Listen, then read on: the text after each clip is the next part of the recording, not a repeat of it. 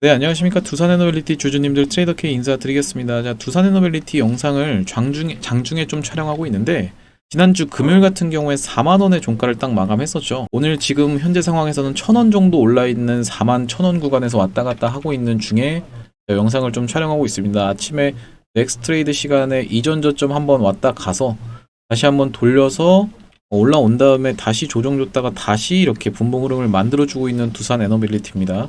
우리가 두산에너빌리티는 사실상 지금 구간에서의 박스 구간이라고 느껴지는 이런 어떤 지루한 흐름이 여러분들 입장에서는 조금 불만족스러우신 분들이 있을 겁니다. 상승하고 나서 올라타는 구간에서 이런 구간에서 거래대금이 역대급으로 터졌기 때문에 최근에 매수하신 분들 같은 경우에는 굉장히 지루하다라고 느껴지실 수 있을 것 같은데, 목표가를 우리가 높게 잡아갈 수 있겠다라고 생각이 듭니다.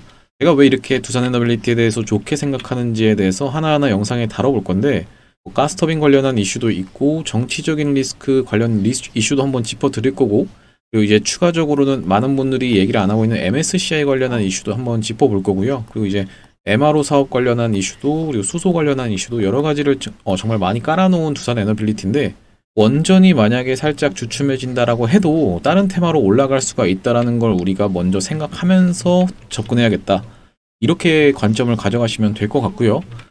구독자님들 대상으로 이벤트를 조금 하고 있습니다. 그래, 이벤트 유튜브 수익금 같은 경우에도 저희가 이제 이벤트로 해서 지원을 좀 해드리고 있는데, 최하로 해서는 이제 300만원 정도로 생각을 하고 있고, 60명까지 해서 추첨을 통해서 이렇게 모집을 좀 하고 있는데요. 혹시라도 여러분들 유튜브에서 금전 요구하는 사람들 영상을 보면은 꼭 댓글을 이렇게 좀 막아놓더라고요. 그래서 댓글이 안 달리는 영상은 좀 여러분들이 주의하셨으면 좋겠고, 저희는 금전 요구 100% 없고 100% 무료로만 좀 진행을 하고 있으니까 여러분들 많은 참여하셔서 유튜브 수익금이라든지 이런 부분 지원금으로 한번 받아가셨으면 좋겠습니다. 자, 댓글에다가 모두 다 두산에너빌리티 파이팅 하자라는 의미에서 신고가 가자, 신고가라고 한 번씩만 달아주셨으면 좋겠습니다. 여러분, 신고가 가자라는 의미에서 신고가 한 번씩 달아주시고, 영상 시작하기 앞서서 구독이랑 좋아요도 꼭 한 번씩만 부탁드리겠습니다.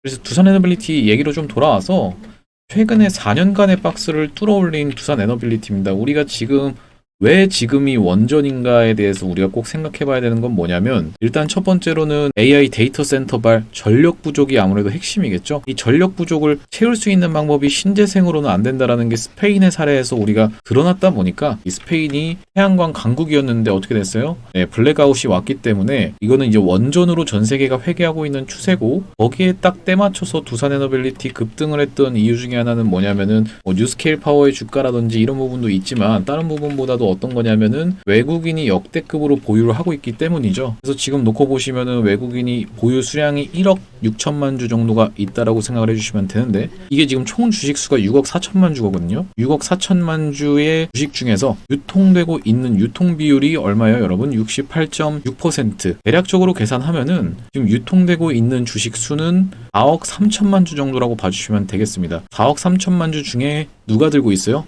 외국인이 1억 6천만 주를 가지고 있다. 즉, 이게 외국인이 보유하고 있는 비율이 몇 퍼센트다? 37%다라고 대략적으로 러프하게 한번 계산을 해본 건데, 외국인들 입장에선 지금 어떤 리스크가 발생했기 때문에 주가를 상승을 시켰습니다. 그 부분에 대해서 아주 상세하게 다뤄볼 건데, 우리가 이 리스크라는 건 뭐냐면요, 여러분, 주식이라는 게 타이밍을 맞춰서 어쨌든 호재들도 막 띄우고 업황도 맞아 떨어졌을 때 이렇게 상승만 시키면 되는 건데, 이렇게 하락을 할 수도 있는 상황이 자체가 싫다라는 뜻입니다. 이 리스크라는 게 올라갈 수도 있고 내려갈 수도 있는 이런 충격 발언, 어떤 급변하는 세태에 대해서 이런 것 자체를 싫어하는 게 바로 누구다? 세력이다. 그 세력 중에서도 가장 큰 세력이 누구다? 외국인 세력이다라고 제가 말씀을 드리는 겁니다. 그래서 이 외국인 세력들이 지금 가지고 있는 것 중에 하나는 뭐냐면은, 결국에는 우리가 이제 내일이 대선이지 않습니까? 내일 1번 후보가 되냐, 2번 후보가 되냐, 뭐 4번 후보가 되냐, 이런 어떤 문제에서 2번 후보 같은 경우에는 원전을 어떻게 하겠습니까, 여러분? 30%에서 60%로 증가시키겠다 라는 얘기를 했기 때문에, 만약에 2번 후보가 당선된다라고 하면 원전은 계속 올라갈 거니까 이 부분에 대해서는 우리가 2번 후보는 빼놓고 얘기를 할 거고요. 4번 후보도 마찬가지로 원전 관련해서는 긍정적인 발언을 하고 있기 때문에, 1번 후보가 되느냐, 만약에 여기서 됐을 때는 원전이 내려가느냐, 이 부분이 여러분들 입장에서는 굉장히 중요하실 것 같습니다. 자, 제가 먼저 말씀드리는 건 어떤 정치적인 여러분들 특정 정당을 제가 지지해서 이런 말씀 드리는 거 전혀 아니니까 오해하지 마셨으면 좋겠고, 두산에너빌리티를 보유하고 있는 주주님들 대상으로 우리가 내려갈 수도 있는 시나리오를 가정해서 시나리오 매매를 한번 해봐야겠다라고 제가 이렇게 영상을 촬영하고 있는 거예요. 오해하지는 마셨으면 좋겠습니다. 그래서 지금 1번 후보가 어떤 걸 얘기하고 있냐면은 신재생에너지, 그리고 여기다가 원전, SMR 관련해서도 얘기를 했었죠. 기존에 있는 원전 잘 활용 한번 해보자 라는 얘기도 했었고요. 그래서 여러 가지 에너지 믹스, 여러 가지를 섞어서 쓰는 에너지 믹스로 얘기를 한번 했었는데, 이게 결국에는 내려간다라고 생각하시는 분들 입장에서는 원전 제가 이런 댓글도 봤습니다. 15,000원으로 주가가 회귀할 거다, 이렇게까지 말씀하시는 분들도 있더라고요. 이런 분들의 입장에서는 어쨌든 정부가 신재생에 계속 돈을 쏟으면 원전이 상대적으로 수급이 이탈되면서 이쪽으로 돈이 가는 거 아니냐라고 이제 내려간다라고 주장하시는 분들 입장에서는 그렇게 말씀을 하시더라고요. 그래서 이렇게 한 가지 좀 말씀을 드리자면은, 일단은 지금 첫 번째로는 전 세계적으로 데이터 센터의 전력이 굉장히 많이 필요해질 거라서, 그래서 지금 원전 관련 종목들이 올라왔던 거고, 그렇기 때문에 지금 450테라와트시 정도가 작년 기준으로 필요했었는데 전 세계적으로, 근데 이제 950테라와트시까지 늘어난다라는 거, 2030년까지 해서. 이런 어떤 폭발적으로 필요한 부분에 대해서 갑자기 1번 후보가 당선됐다고 해서 이 데이터 센터의 전력이 필요가 없어지는 건 아니지 않느냐. 그러면 어쨌든 두산에너빌리티 같은 경우에도 뉴스케일 파워랑 이제 수주 계약도 하고 있는 상황인데, 그런 게 갑자기 없어진다는 게 말이 안 된다. 그러니까 미국발이 핵심이기 때문에 지금 1번 후보가 당선되는 거랑은 별개의 문제다라고 이제 우리가 한번 올라가는 관점에서는 생각해 볼 수 있을 것 같고, 두 번째로는 뭐냐면 외국인 세력이 샀기 때문에 주식이 올라간다라는 관점이 제가 이제 좀 가지고 있는 관점입니다. 무슨 말씀이냐면요, 급하게 들어올린 주체가 누굽니까, 여러분? 외국인입니다. 여기 지금 보시면 외국인들이 프로그램을 써서 급하게 막 갑자기 엄청난 금액을 개입시키고 있죠. 외국인들이 지금 들어오고 주가를 상승시키는 이유는 뭐냐면, 본인들이 굉장히 오랜 기간에 걸쳐서 철저하게 물량을 계속 모아왔는데 갑자기 어떤 리스크가 생기는 것 자체를 싫어한다라는 뜻이에요. 과거에 엔캠이라는 주식을 제가 말씀드렸었는데요. 엔캠이 어떤 세력에 의해서 올라간 주식입니까? 이게 사채 세력에 의해서 올라갔거든요. 이때 당시부터 시작해서 여기가 상장 최고가였는데, 최고가를 돌파하면서부터 시원한 상승 흐름이 나왔던 게 바로 엔캠이죠. 근데 엔캠이 올라갈 때 왜 올라갔냐면은 사실 올라간 이유가 전혀 없어요. 뭐냐면요, 미국에다가 전해액 관련해서 공장을 지었거든요. 이 전해액 어디랑 미국이 싸우고 있었습니까? 중국이랑 싸우고 있었는데, 미국이랑 중국이랑 한판 붙고 있는 와중에 이 엔캠에서 어떻게 생각한 거냐면, 그럼 내가 미국에다가 공장을 지어버리면서 여기 조지아에다가 공장을 지어서 전해액을 생산해버리면은 미국 대통령의 어떤 수혜를 직격탄으로 바로 봐줄 수 있지 않을까라는 그런 관점에서 이렇게 엔캠이 미국 조지아에다가 공장을 세웠거든요. 근데 이게 지금 돈이 있어야 짓잖아요. 돈이 엄청나게 많이 필요한 사업인데, 그러면 어떻게 한 거냐면은 사채 세력들, 그러니까 돈 빌려주는 세력들한테 돈을 꿔온 겁니다. 그러니까 돈을 주세요 해가지고 돈을 줬고, 이 사람들은 그러면은 뭘로 받아가죠? 주식으로 받아갑니다. 이 주식을 뭐라고 해요? 전환사채라고 얘기를 합니다. 컨버터블 본드라고 하는데, 이 전환사채, 즉 CB를 받아간 이 사채 세력들은 평균 단가라는 게 있습니다, 여러분. 평균 단가가 이제 전환 가액이라고 생각을 해주시면 되거든요. 전환 가액이 이쯤에 위치를 해 있었어요, 많은 물량이. 근데 여기서 조금 더 올린다라고 해서 주가 여기서 팔고 떠날 수 있는 게 아니라 엄청나게 상승을 시켜야 됩니다. 왜냐면은 몇 천억 정도의 시비가 있었거든요. 그렇기 때문에 주가를 다짜고짜 상승을 시킨 건데, 원래 같으면 예를 들면 바이든 대통령이 뭘 밀었습니까, 여러분? 전기차를 밀었죠. 근데 트럼프라는 후보가 나오면서 바이든이 연임하냐 아니면은 트럼프가 당선되냐, 여기서부터 한번 마탱이가 가버린 거예요. 어떻게 마탱이가 갔냐면은, 만약에 바이든이 돼서 계속 이렇게 주가가 올라가면 좋겠지만은 그게 아니라 트럼프가 당선됐을 때 트럼프의 입장이 중요하거든요. 트럼프가 나 전기차 좋아요, 전기차 미래산업이니까 육성해야지 라고 했으면은 누가 당선되던 상관이 없다라고 하면은 주가는 그냥 계속 지금도 올라가고 있을 겁니다. 방산이나 이런 거 올라가고 있는 것처럼 진짜 시원하게 이렇게 올라가고 있을 거예요, 엔캠이. 근데 그게 아니라 어떻게 됐습니까? 트럼프가 전기차 지원금 그냥 바로 폐기해버리겠다라는 충격 충격 발언을 해버리니까 야 이거 그럼 완전히 돈 빌려준 입장에서는 전환사채 세력 입장에서는 이거 큰일 났는데 하고 다짜고짜 주가를 상승시키면서 한 얘기가 뭐예요? 미국에 내가 공장 지어놨으니까 전액 1위 할 거예요 라고 얘기를 했는데 1위 못했죠 여러분. 1위 못하면서 어떻게 됐습니까? 주가가 원위치까지 돌아왔다. 원래 밸류대로 돌아왔다라고 생각을 해주시면 되고 다짜고짜 주가가 상승한 그 배경 자체에는 세력이 매집했기 때문에 간다라고 여러분들이 접근을 해주십사 해서 제가 엔캠의 사례를 언급을 드린 거고요. 이때 한번 이렇게 확대를 해놓고 보면 이때 이렇게 주가가 상승한 요날 아주 특징적인 캔들 흐름이 있었는데 이날 새벽 아침에 우리나라 시간 기준으로 새벽 아침에 트럼프 그때 당시 후보가 한 번 더 얘기를 합니다. 나는 당선되자마자 전기차 보조금 이거 즉시 그날 바로 폐기할 것에 명령에다가 서명을 하겠다 라고 얘기한 트럼프 후보의 충격 발언이 있은 날에 전기차 관련주인 엔캠은 어떻게 됐습니까? 폭등했죠. 폭등한 이유가 뭐예요? 트럼프가 진짜 충격 발언을 리스크가 큰 발언을 할 때마다 엔캠의 세력들은 야 이거 안 되겠다고 그냥 다짜고짜 주가를 상승시켜서 이 위에서 팔아먹는다. 즉 뭐다? 올라갈 수도 있고 내려갈 수도 있고 올라가는 경우에는 어디겠어요? 바이든이 당선됐을 때겠죠. 내려갈 수도 있다라는 거는 트럼프가 당선됐을 때겠죠. 이런 어떤 확률 자체에 베팅하는 게 싫다라는 겁니다. 세력들은. 그래서 엔캠의 사례를 제가 말씀드렸는데 이 고점에서 엮은 사례가 바로 MSCI예요. MSCI고 제가 여기서부터 MSCI 쓸 거다 라고 얘기를 했었어요. 그때 당시엔 저밖에 없었거든요. 유튜버 중에. 실제로 여기 올라가고 나서 다 MSCI 얘기를 하고 있더라고요. 제가 이번에도 두산 에너빌리티 지금 사실상 많지 않은데 MSCI 한번 재료 풀어드릴 겁니다. 이 부분에 대해서 여러분들 꼭 체크하셨으면 좋겠고 영상 뒤에다가 좀 남겨놓을게요. 자, 두산 에너빌리티 얘기로 돌아와서 우리가 아까 전에 엔캠의 사례를 왜 지금 적용할 수 있냐면은 물론 이제 전 세계적으로 뉴스케일 파워부터 시작해서 SMR 관련주 다 올라가고 있는 거 맞습니다. 그런 어떤 시황도 있지만 첫 번째로는 뭐다? 만약에 1번 후보가 됐을 때에 올라갈 수도 있고 내려갈 수도 있고 자체의 이런 리스크에 베팅하는 거를 싫어한다. 확률에 베팅하는 걸 싫어한다는 겁니다. 누가? 세력이 어떤 세력이? 외국인 세력이 싫어한다라고 여러분들이 접근을 해주시면 될 것 같습니다. 그래서 두산 에너빌리티가 굉장히 특징적인 캔들이 이날 있었어요. 이렇게 확대를 해놓고 보시면요. 이날에 평상시와는 다르게 갑자기 프로그램이 대량으로 매수를 합니다. 그러면서 아래 꼬리 말아 올려서 11선 위에 처음에 안착시키고 5일선 위를 타고 올라가기 시작하면서 계속적인 상승 흐름 나오고 있죠. 그래서 제가 이날 굉장히 수상하다라고 생각이 들어서 이날 타점 안내를 드렸던 거고요. 어쨌든지 간에 두산 에너빌리티 는 우리가 1번 후보가 된다 하더라도 어쨌든 올라갈 수도 있고 내려갈 수도 있고 내가 무조건 내려간다라고 접근하는 게 아니고요 여러분. 내려갈 수도 있고 자체를 싫어한다라는 뜻이니까 오해하지 마셨으면 좋겠고 어쨌든 이런 리스크 때문에라도 주가는 다짜고짜 상승을 했고 얘네들이 아직도 1.6억 주를 들고 있어요 여러분. 중요한 건 보유 수량이 줄지 않고 있잖아요. 지금 공매도 대차 잔고가 2200만 주 뭐 이런 얘기를 하는데 1.6억 주랑 비교가 되나요 여러분? 그렇기 때문에 쇼스키즈나 이런 거 생각하실 필요도 없고 애초에 지금 올라온 것 자체 물량을 정리하려고만 해도 최소한 2달에서 3달 가까이는 고점에서 박스를 쳐야 합니다. 우리가 그 박스에서만 잘 보고 탈출해도 꺾이고 나서 여기가 만약에 최고가가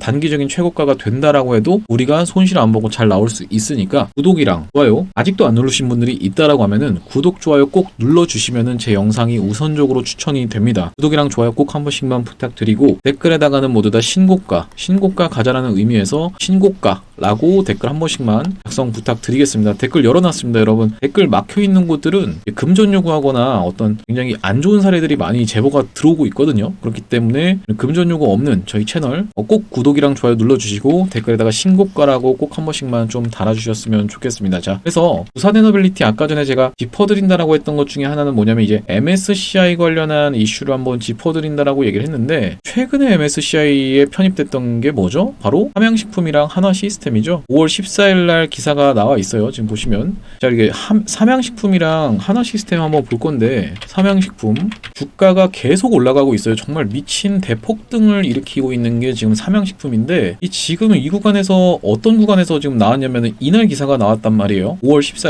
14일 날 나오고 나서 연속으로 상승하면서 신고가 다시 한번 뚫어주고 살짝 조정 주고 있죠. 자, 이제 한화시스템 한번 볼 건데 한화시스템 같은 경우에 오늘 좀 급락 나오면서 21선 이탈하고 있는데 일단 어떤 날에 좀 상승이 나왔냐면 이날이 5월 15일이었고 이날이 5월 14일이었습니다. 14일날 당일에는 좀 반응이 없었는데 15일, 16일 해서 다시 한번 올라가 줬고 그러고 나서 언제요? 이때 한번 최고가 찍으면서 어쨌든지 간에 이전에 있었던 고점보다는 높은 구간에서 놀고 있다. 근데 이제 차이는 뭐냐면 하나시스템이든 삼양식품이든 기대감만으로 올라온 주가는 아니다라는 얘기예요. 실적이 받쳐주면서 주가가 계속 상승했고 실적이 더 나올 거다라는 불닭볶음면에 대한 기대감, 계속 전 세계적으로 유행하는 맨 처음에 시작한 게 누구죠? BTS에서 불닭볶음면 먹으면서 이제 방탄소년단이 그러면서 이제 전 세계적으로 이슈가 되고 퍼져나가면서 계속 실적이 올라오고 있잖아요. 삼양식품 같은 경우엔 이건 하나시스템이고 삼양식품 같은 경우는 계속 그렇게 실적이 받침돼서 올라왔기 때문에 우리가 지금 두산에너빌리티랑은 조금 다른 입장에서 좀 생각을 해주시면 될 것 같아요. 왜 그러냐면요, 두산에너빌리티가 올라온 거는 사실상 에코프로랑 되게 비슷한 어떤 기대감으로 주가가 상승을 한 겁니다. 지금 추가적인 수주가 쏟아져 나오고 있나요, 여러분? 아직까지는 그렇지 않다는 거, 어떤 기대감으로 추가적인 수주가 나올 수가 있다는 기대감으로 주가가 상승을 했고 그것에 대한 검증 과정이 대형주들 같은 경우에 보통 3개월 정도 걸리는데 이 검증 과정을 거치기 이전에 먼저 더 주가가 더 과열 구간으로 들어갈 수 있다라고 저는 생각이 들고, 과거에 어떤 게 좀 그랬냐면은 이제 에코프로를 한번 우리가 살펴봐야 될 것 같은데요. 그래서 제가 에코프로랑 두산에너빌리티가 굉장히 유사하다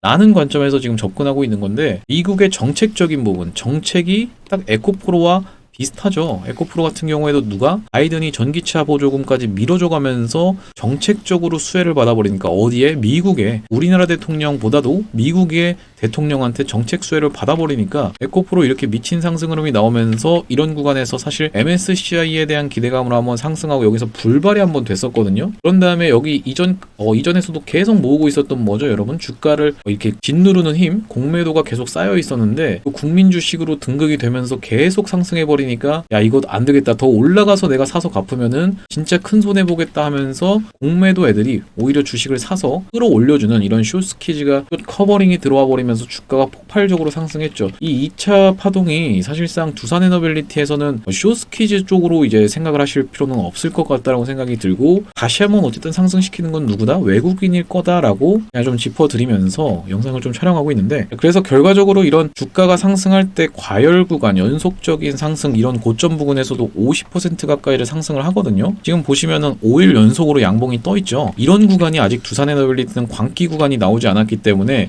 아직까지 는 주가가 살짝 조정을 보이고 있는 지금이 오히려 좋을 때다라고 생각을 좀 해주시면 될 것 같고, MSCI 관련한 이슈 얘기를 하다가 말았으니까 말씀드리는 건데, MSCI가 이제 5월 한 중순쯤에 편입을 리뷰를 한다라는 얘기예요. 5월 중순이라고 하면 대략적으로 한 이 시기쯤인데 이제 실망 매물이 쏟아져 나오면서 쌍봉 찍고 빠졌는데, 정작 고점은 언제 형성한다? 4월 중순에 형성한다라고 4월 11일 날 형성을 했다라고 봐주시면 될 것 같습니다. 그러면 그 이후로 다시 한번 상승을 했던 게 7월 26일날 상승한 게 바로 8월 MSCI 편입에 대한 어떤 기대감으로 다시 한번 상승을 해줬는데, 두산에너빌리티도 그러면은 언제 다시 한번 상승을 해줄 수가 있겠다? 8월 MSCI를 기점으로 했을 땐 우리가 7월에서 8월 사이에 좀 고점을 찍을 수가 있겠다라고 접근을 해볼 수가 있을 것 같습니다. 그래서 예전에 에코프로 머티 같은 경우에도 어떻게 좀 상승을 했었냐면요, 1월 11일 날 최고가 24만 4천 원을 찍었죠. 근데 이때 당시에 편입이 완료가 되면서 이렇게 장대 양봉 하나 나와 있는 게 확인이 되시죠. 지금 보시면은 좀 해놓고 볼게요. 이날 장대 양봉 나왔던 게 2월 13일이에요. 기간 자체가 딱 중순이잖아요, 여러분들. 언제 발표가 나왔다고요? 5월 14일 날 뭐가 나왔다고요? 삼양식품이랑 하나시스템.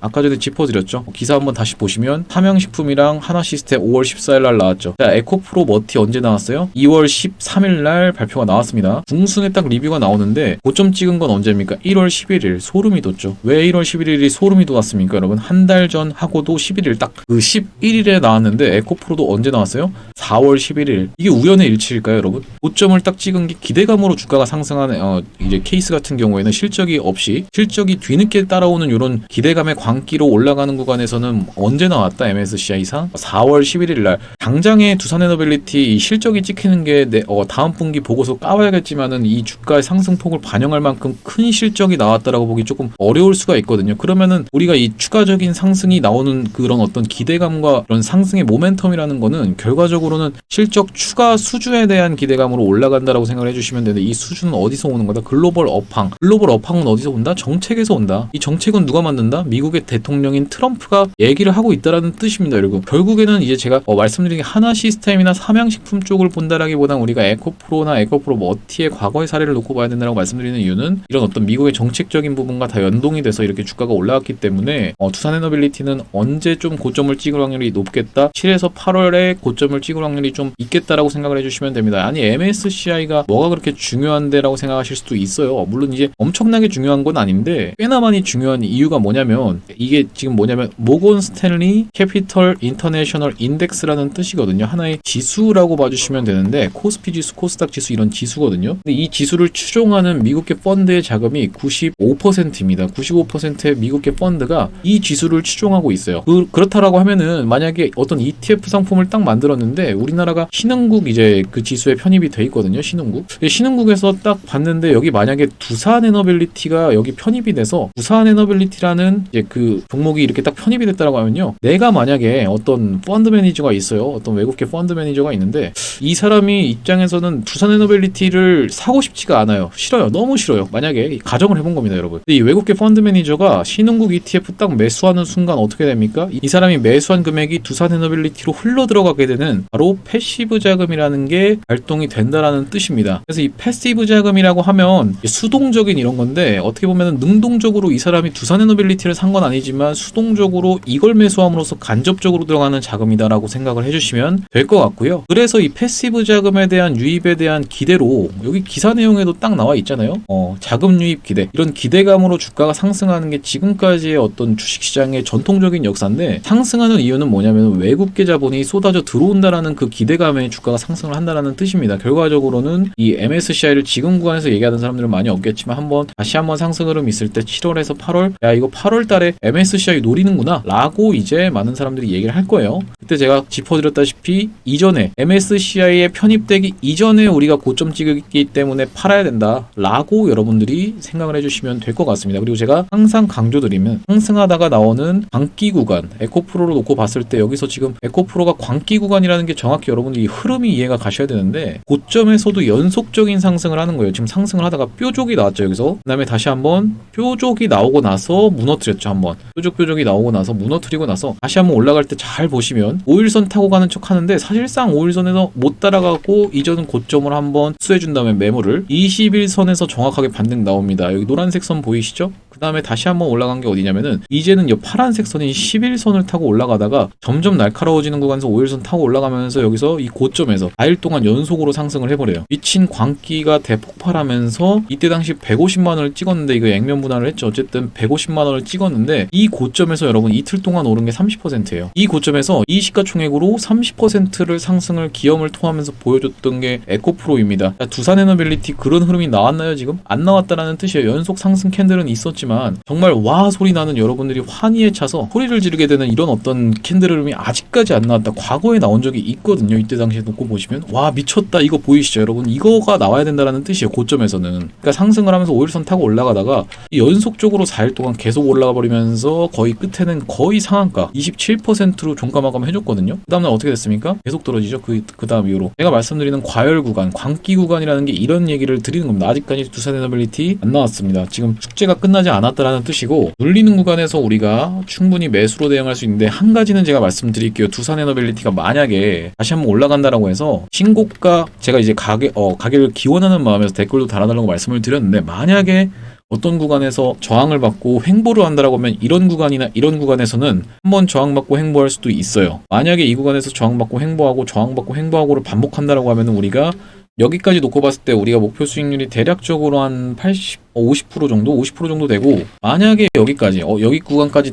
여기가 딱 고점이 겹쳐 있잖아요, 여러분. 이 구간까지 간다라고 하면 그래도 한 80% 정도는 수익을 볼 수 있는데, 제가 영상 뒤편에다가 굉장히 중요한 여러분들을 위한 선물을 하나 넣어놨습니다. 이 선물이 뭐냐면요, 세력이 철저하게 매집을 했는데 이 매집 패턴 양상이 뭐랑 비슷하다? 신성 델타테크와 굉장히 유사하다. 그래서 제가 어떤 재료가 있는지까지 다 한번 좀 짚어드릴 건데, 이 매집주 받아가고 싶으신 분들은 영상 끝까지 시청해 보시면, 영상 뒤에다가 넣어놨으니까 영상 끝까지 시청하셨으면 좋겠고요. 왜 이런 말씀을 드렸냐면은 이 매집주가 여러분들 목표하고 있는 수익률이 300% 이상입니다. 300%에서 500% 정도를 생각을 하고 있기 때문에 여러분들 우리가 여기까지 두산 에너빌리티가 올라가는 과정 굉장히 힘들 거고 시간도 걸릴 건데 그러면은 우리가 먹을 때 이제 예상 기대 수익률이 80% 정도인데 제가 말씀드리는 매집주는 300% 정도.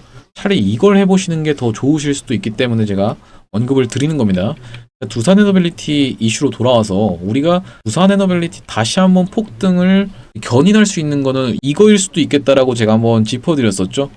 가스터빈 이거 굉장히 중요합니다. 여기 굉장히 중요한 핵심 키워드 지금 등장하고 있어요. 쇼티지. 쇼티지가 뭡니까 여러분? 쇼티지라는 거는 이제 공급 부족이라는 뜻입니다. 공급이 부족하다. 수요와 공급의 법칙에 의해서 공급이 부족해지면 당연히 가격은 폭등합니다. 자, 그러면 수요가 이만큼 있는데 공급이 이만큼밖에 없어요. 그러면은 수요와 공급의 법칙에 의해서 이 공급을 쥐고 있는 회사들의 주가는 폭등할 수밖에 없다. 이런 관점에서 우리가 가스터빈 집중해야 된다라고 말씀드리는 거고, 전력을 생산하는 방식에서 가스터빈은 또 뭐죠? 친환경적이란 말이에요. 친환경. 신재생 쪽으로 이제 들어갈 수가 있기 때문에 친환경적인 관점에서 원전이 만약에 전 세계적으로 아니면 우리나라에서 좀 주춤해진다라고 해도 가스터빈으로 갈 수 있다. 굉장히 중요한 내용 제가 지금 말씀드리는 겁니다. 쇼티지가 있기 때문에 특히 더 중요하다. 이렇게 우리가 관점을 접근해 주시면 될 것 같은데 왜 쇼티지라고 말씀드리는 거냐면 이 가스터빈을 대형 가스터빈을 만들 수 있는 그 세계적인 기업이 딱 네 군데밖에 없습니다, 여러분. 굉장히 자랑스러운 우리나라의 기업 그 기술이라고 생각을 해주시면 되는데 심지어 이 미쓰비시라는 일본 기업 알고 계시죠? 이 미쓰비시에서는 어떻게 했어요, 여러분? 미쓰비시에서 독자 개발을 하겠다라고 두산 에너빌리티가 이렇게 좀 주장을 하니까 미쓰비시에서 이렇게 기술 이전을 좀 받고 싶어 했었거든요. 근데 그러기는커녕 협박하고 회유하고 난리 쳤었습니다. 야, 우리가 단가 깎아줄 테니까 이렇게 해라. 협박 막 이거 너 그런 식으로 나오면 우리가 이거 안 해준다. 이런 식으로 막 협박하고 회유하고 난리했는데 결과적으로는 6년 만에 독자 개발을 완료했죠. 그래서 내려보시면 여기 나와 있는 게 급증하는 수요와 달리 이에 대응할 수 있는 기업은 GE 지멘스, 미쓰비시, 두산 에너빌리티 등 4곳으로 한정이 됩니다 라고 되어 있는데 GE 지멘스, 미쓰비시 전부 다 신고가 가고 있습니다. 역사적 신고가입니다, 여러분. 역사적 신고가와 지금 뭐 1년 신고가 이런 건 완전 차원이 다른 얘기예요. 역사적 신고가는 이 주식이 올라간 이후로 위에 뚜껑이 없다 계속 올라갈 수가 있다는 뜻이거든요. 그리고 이제 SMR 관련 기업인 뉴스케일 파워 같은 경우에도 계속 역사적 신고가로 치닫고 있는 상황인데 어쨌든지 간에 이 시가총액이 어떻게 되냐면요. GE가 이제 170조 정도 되고 지멘스 같은 경우에는 한 100조 정도, 미쓰비시 같은 경우에도 한 100조 정도인데 두산 에너빌리티 지금 몇 조입니까, 여러분? 시가총액이 몇 조냐면은 지금 26조 정도 돼요. 그러면은 상위 3사가 170조 그리고 이제 100조, 100조 이렇게 위에서 딱 버티고 있는데 시가총액이 혼자 27조예요. 근데 수주가 1로 들어올 수 있대요, 추가적으로. 왜냐? 여기 기사 내용에도 나와 있는데 GE 지멘스 이런 애들이 다 이제 사우디 등의 중동 대형 프로젝트를 수주하면서 2029년까지 공급 일정이 꽉 차 있는 거예요. 그러면 어디로 쏠릴 수가 있겠다? 두산 에너빌리티한테 해외 시장이 열릴 수가 있겠다. 높은 신뢰도가 요구되는 이 작업인데 트랙 레코드가 부족하다. 이건 뭐냐면요, 이력이 부족하다는 뜻이에요. 그만큼 이제 수주해본 적이 없고 뭐 유지 관리를 해본 적이 없으니까. 그런데 생각보다 심각한 가스터빈 부족에 두산의 수혜가 기대되고 있다. 그러면서 사실상 가스터빈 6개는 모두 한국 시장에 지금 납품될 예정인데 만약에 추가적으로 미국 데이터 센터에서 혹시 우리 두산 에너빌리티가 이거 지원할 수 있겠나 이런 식으로 나와버린다라고 하면은 추가적인 폭등 흐름이 있을 수 있겠다 라고 봐주시면 될 것 같고, 그에 대한 이제 밑반찬, 이제 처음으로 나온 DC가 뭐냐면요, 사우디에서 3,400억 원짜리 가스복합 발전기 주기기를 수주를 했다. 누가? 두산 에너빌리티가. 이렇게 생각을 해주시면 될 것 같아요. 이거는 하나의 서막에 불과하다. 3,400억 누구 코에 붙여가 맞습니다. 이거는 굉장히 작은 금액인데 몇 조 단위의 계약이 이제 곧 쏟아져 들어올 수가 있다. 과거에 우리가 두산 에너빌리티 제가 말씀드리는 요 쇼티지를 중요하게 말씀드리는 이유가 뭐냐면요, 이 쇼티지 사건이 여러분들도 기억하실 게 두 개가 있어요. 소개를 해드릴 건데 첫 번째로는 진단키트 사건이 있었습니다. 하고 이제 코로나가 갑자기 발발하면서 이 진단키트 쇼티지로 인해서 요거를 진단키트를 만드는 회사들의 주가가 몇십 배가 폭등을 했어요. 몇십 배. 그리고 또 하나가 뭐 있었냐면은 리튬 관련한 쇼티지 사건이 있었죠. 요거 같은 경우에도 이제 한 음양 같은 경우에 한 20배 가까이 상승을 했었고 에코프로 같은 경우에도 한 15배 가까이 상승을 했었는데 제가 말씀드리는 거는 요 쇼티지 잘 봐야 된다. 쇼티지 어떤 게 부족하다? 가스터빈이 부족하고 가스터빈 두산 에너빌리티가 만들 수 있는 전 세계에서 네 군데밖에 안 되는 기업 중에 하나가 바로 두산 에너빌리티다. 이렇게 한번 요약을 해볼 수가 있을 것 같고요. 우리가 그래서 원전만이 그 유일한 선택지가 아니다라고 봐주시면 될 것 같고, 또 한 가지는 뭐냐면 제가 아까 전에 1번 후보, 2번 후보 이런 얘기를 좀 했었는데, 원자력서 풍력까지 전부 다 갖고 있는 게 두산 에너빌리티다. 쭉 내려보면은 아까 전에 그 가스터빈 관련과 연동되는 내용이에요. 여기 지금 놓고 보면 원전엔 속도, 재생엔 기술 이렇게 좀 나와 있는데, 신재생에너지 누가 얘기하고 있죠? 1번 후보가 얘기하고 있죠. 신재생에너지 확대와 분산형 전원 체계를 강조하는 정책 기조는 두산에너빌리티의 핵심 사업에도 부담 요인이 될 수 있다라고 하면서, 진보 진영에서는 원전 신규 건설보다는 재생에너지 에너지 저장 장치 ESS, 이거 중요합니다. ESS도 지금 송전망 등 인프라 확충에 예산을 집중하겠다는 방침을 밝혀왔다. 하지만 하면서 진보 정당 주도의 정권이 마냥 악재로 읽히는 것만은 아니다. 두산에너빌리티가 그간 균형 잡힌 포트폴리오를 전략의 축으로 삼았기 때문이다. 이렇게 지금 얘기를 하면서, 우리가 이제 보수 진영뿐만이 아니라 진보 진영이 만약에 잡는다라고 해도 두산에너빌리티한테 마냥 악재는 아니다. 이런 내용의 기사가 좀 나와 있는 겁니다. 그래서 두산에너빌리티 같은 경우에는 추가적인 상승 흐름 충분히 연출할 수 있는 여러 가지 재료 테마를 다 가지고 있기 때문에, 우리가 일단은 그렇다 하더라도 지금 구간에서 저항이랑 지지를 굉장히 잘 확인을 해봐야 될 것 같은데, 딱 월봉상으로 놓고 봤을 때는 이런 구간이 지금 지지저항 자리로 생각이 좀 들죠. 여기 있는 저항보다는 사실 이 위에 있는 저항이 조금 더 신뢰도가 높다라고 생각을 해주시면 될 것 같고, 지금 있는 자리는 저항을 받은 이유가 딱 이 구간이라고 생각을 해주시면 될 것 같아요. 과거에 여러 차례 지지를 연출했던 자리다 보니까 지금 구간에서 살짝 저항을 받았다 라고 생각을 해주시면 될 것 같습니다. 하지만 우리가 5일선 타고 간다라고 하면 급하게 가는 흐름이라고 생각을 해주시면 될 것 같기 때문에 조금 조심해야 된다. 오히려 너무 급하게 올라가면은 광기가 나오는 구간에서는 크게 무너지면서 여기가 고점이 되는 경우가 많다 보니까, 오히려 야금야금 타고 올라가면서 21선 타고 11선 타고 이렇게 올라가는 흐름이 가장 좋겠다라고 생각을 해주시면 될 것 같습니다. 제가 두산에너빌리티는 굉장히 우리가 타점에 대한 안내가 좀 중요하다고 생각을 하는 주식인데, 제가 앞전에 이 구간에서 좀 수상했기 때문에, 왜냐면 지금 보시다시피 프로그램 개입이 갑작스럽게 증가했던 구간이죠. 아래 꼬리를 싹 말아 올리면서 프로그램이 개입하는 걸 보면서, 이날이 언제였냐면 5월 7일인데 5월 7일 날 제가 두산에너빌리티를 뭐라고 말씀드렸냐면은 26,000원 이하로 한번 잡아가 보시자라고 안내를 한번 드렸었습니다.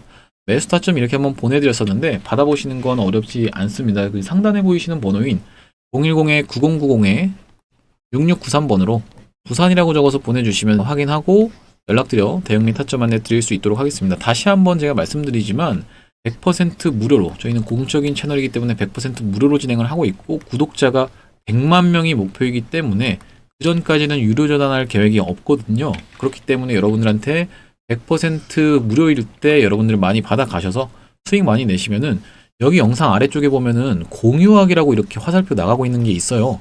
공유하기 누르셔가지고 주변 분들한테 많이 입소문도 내주시고 공유도 많이 해주시면은 저희가 100만 명 달성하기 위한 어떤 조건이 채워진다라고 생각을 해주시면 될 것 같고요.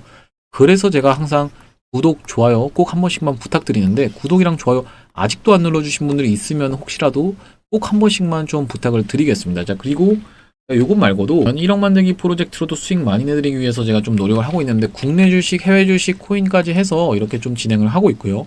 010-9090-6693으로 경험이라고 보내주시는 분들은 이제 1억 만들기 프로젝트에 참여를 시켜 드릴 겁니다. 구독자님들 대상으로만 무료로 진행한다라고 말씀을 드리는 거고, 이 프로젝트의 일환으로 제가 아까 전에 말씀드렸던 매집주 어떤 거 가져왔냐면, 바로 요 종목을 가져왔는데, 요게 진짜 신성델타테크 세력과 굉장히 유사한 세력이 지금 들어와 있거든요. 신성델타테크 세력이 아닌가 의심이 될 정도로 정말로 유사한 차트를 보여주고 있습니다. 지금 보시면 신성델타테크, 제가 한번 확인을 한번 해볼게요. 자, 보세요 여러분.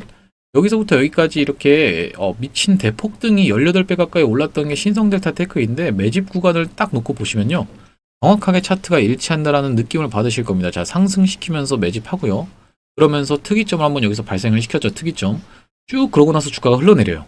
그러다가 다시 한번 주가가 돌아가면서 1년선 위를 딱 올라타 있죠. 그러면서 출발대기를 딱 하고 여기서부터 어떻게 됐습니까? 정말 미친 대폭등이 이렇게 나왔습니다. 신성델타테크 18배가 올라가 버렸습니다. 왜 유사하다라고 하는지 제가 매집주에서 그대로 갖다 놓고 볼게요. 지금 놓고 보시면 신성델타테크와 어떤 점이 비슷하다고 말씀드리는 거냐면, 이런 부분이 아주 비슷하다라는 겁니다. 제가 판서를 그대로 갖다 좀 대놓고 보면은 이렇게, 자, 신성델타테크에 제가 그 추세선을 그은 것과 정확하게 일치를 하고 있죠. 상승시키면서 공격적인 매집 딱 3번 했고, 이 구간에서 지금 특이점 한번 발생시키는 게 똑같죠?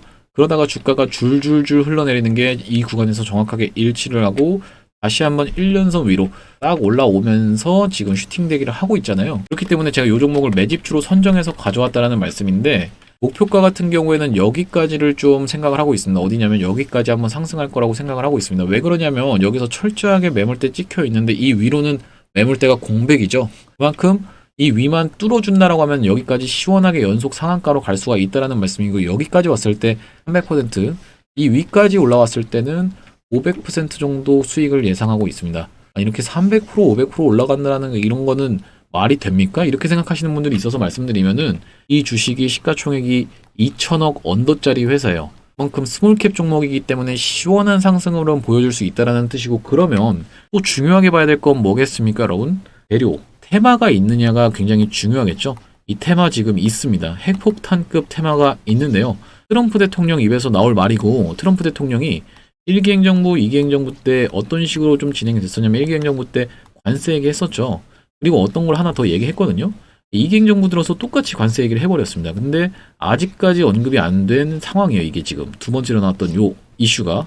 이거 무조건 임기 중에 얘기할 수밖에 없는데 언제 기준으로 얘기를 할 거냐면 우리나라 대선이 끝난 이후로 얘기를 할 겁니다. 물론 이제 대선 끝나자마자 트럼프 대통령이 이 얘기는 하지 않겠지만 대선 끝나고 나서 우리나라에서 대통령이 나와서 대통령이 국정을 안정시키면은 그러고 나면은 이제 다시 한번 트럼프 대통령이 이 얘기를 할 수밖에 없다라는 거거든요.